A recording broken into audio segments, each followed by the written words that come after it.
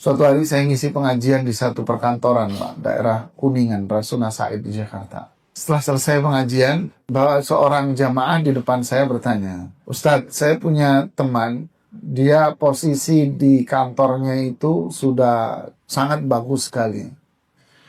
Lalu nih anak belajar di pengajian-pengajian itu, sehingga akhirnya dia miara jenggot. Lalu celananya cingkrang." Bahasa dia nih. Lalu perusahaan tidak mengizinkan dia untuk berpenampilan seperti itu hingga dia memilih resign dari perusahaan. Dia pun resign yang berakibat pada penghasilan dia, income dia jauh berbeda dengan posisi dia di perusahaan. Pertanyaan saya, mana toleransi Islam? Wah, cakep nih pertanyaan. Mana toleransi Islam? Bagaimana menurut pandangan Pak Ustadz? Saya jawab, saya setuju sama Bapak. Mana toleransi Islam? Saya setuju sama Bapak. Islam penuh dengan toleransi. Islam itu sangat toleran, Pak. Tapi saya mau nanya sama Bapak. Ukuran toleransi itu pakai ukurannya siapa? Kaget tuh Bapak dengan jawab. Pakai ukuran siapa? Apakah yang Anda maksud itu adalah seperti orang masuk restoran? Kita meraktir teman-teman. Ada 10 orang traktir. Masuk tuh 10-10-nya di restoran. Disiapkan. Apa yang terjadi dengan restoran itu? Setiap orang akan memilih menu dengan selera masing-masing. 10 anak ini bisa beda-beda, Pak. Ya kan? Dan pihak restoran pun tidak bisa pokoknya Anda harus makan ini. Yang itu nggak boleh, nggak saya bikinin. Begitu, Pak? Nggak ada restoran jualan begini, Pak. Anda mau apa, saya bikinin. 10-10-nya beda. Ya kan? Saya bilang, Pak, apakah toleransi ini seperti restoran ini? Bapak jawab. Saya bilang, tidak bisa jawab tuh Bapak, dia. Kalau yang Anda maksud toleransi ini, Pak, yang ada di dalam Islam, atau hukum-hukum yang ada dalam Islam, sesuai dengan prinsip restoran, semua orang terserah makan sesuai dengan selera Islam, bubar, Pak, Islam ini, Pak. Selesai, Pak. Saya pun pernah ngomong salah satu dosen filsafat. Waktu saya masih kuliah S2, saya mau konsultasi sama dosen pembimbing waktu itu. Saya duduk di ruang dosen, lagi di kelas.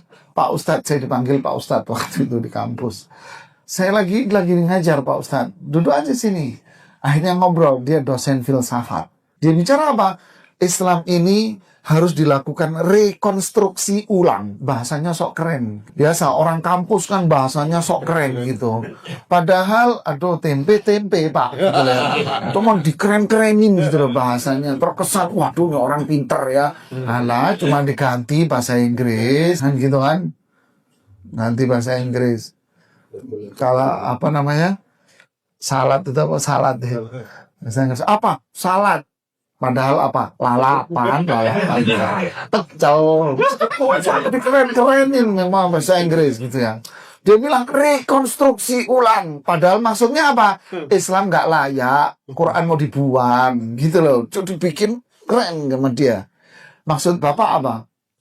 Masyarakat Jawa waktu itu di Solo. Orang Solo akan berbeda dengan ini. Islam itu harus disesuaikan dengan orang Solo. Maksud Bapak, orang Solo ini punya Islam sendiri. Nanti Jakarta punya Islam sendiri. Seharusnya begitu. Oh, gitu Pak ya? Iya. Kalau gitu ngapain Rasulullah diutus Pak? Kaget ya? Buat apa ada Al-Quran? Nggak usah ada Quran-Quranan Pak. Ya? Bukan begitu maksud saya. Maksud Bapak apa? Bapak mau bikin Quran khusus buat orang Solo.